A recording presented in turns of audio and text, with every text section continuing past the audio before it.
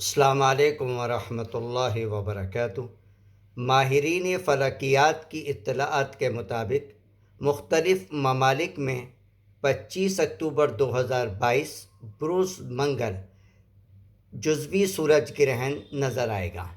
سورج گرہن ہر مرتبہ ہر علاقے میں نہیں دیکھا جا سکتا ہے۔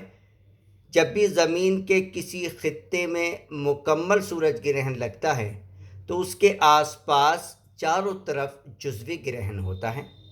بھارت کے بعض علاقوں میں اس مرتبہ جزوی سورج گرہن شام 4:29 سے شروع ہو کر غروب آفتاب تک رہے گا۔ سعودی عرب میں دوپہر 1:33 سے شام 3:40 تک اور پاکستان میں 3:57 سے غروب آفتاب تک رہے گا۔ پوری دنیا میں کل ملا کر یہ جزوی سورج گرہن 4 گھنٹے اور 4 منٹ تک جاری رہے گا۔ اس مرتبہ مکمل سورج گرہن کسی بھی جگہ نظر نہیں آئے گا۔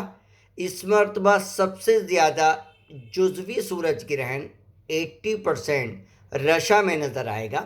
بھارت میں عمومی طور پر 40 سے 40% تک 20 to 40% تک جزوی سورج گرہن ہے۔ بعض علاقوں میں 50% سے تھوڑا زیادہ ہے۔ سورج یا چاند گرہن کیوں نظر آتا ہے؟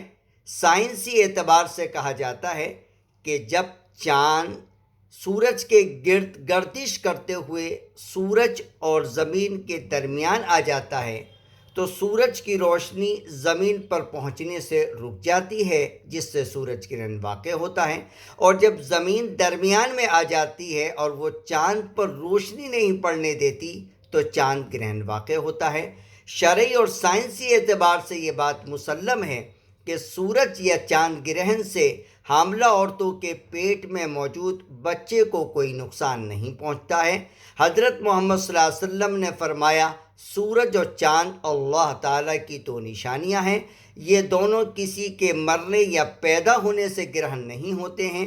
نبی اکرم صلی اللہ علیہ وسلم کی تعلیمات کے مطابق آج تک امت مسلمہ کا یہی معمول ہے کہ اس موقع پر نماز پڑھی جائے، اللہ کا ذکر کیا جائے، دعا کی جائے اور کسی طرح کی کوئی گھبرانے کی ضرورت نہیں۔ جزاک اللہ خیر۔